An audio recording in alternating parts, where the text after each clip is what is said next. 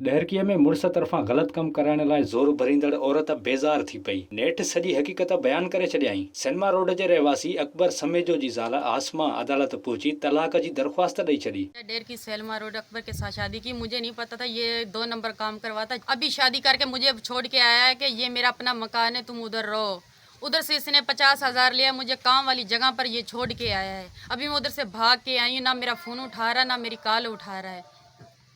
अभी कहता तुम काम करोगी तो मैं तुझे रखूंगा, नहीं तो मैं तलाक नहीं लेना चाहती। ये मेरे से 2 नंबर काम करवा रहा है।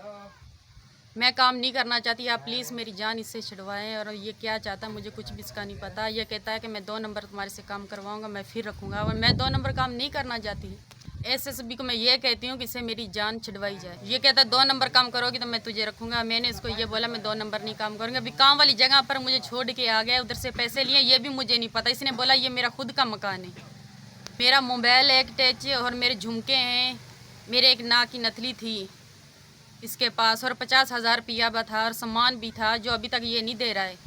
अभी मुझे घर से भी इसने निकाल दिया, मुझे घर पर भी नहीं रखता, मैं किसी के घर पर बैठी हूँ। अभी आसमा जी मदद कंदड़ हकीम पिताफ़ी जो बि वीडियो बयानु अची वियो। लॻायल इल्ज़ामनि जी तरदीद करे छॾियईं। अब्दुल हकीम पिताफ़ी आहे। अकबर जेको इल्ज़ाम लॻाए रहियो, नाकी लॻाए रहियो आहे।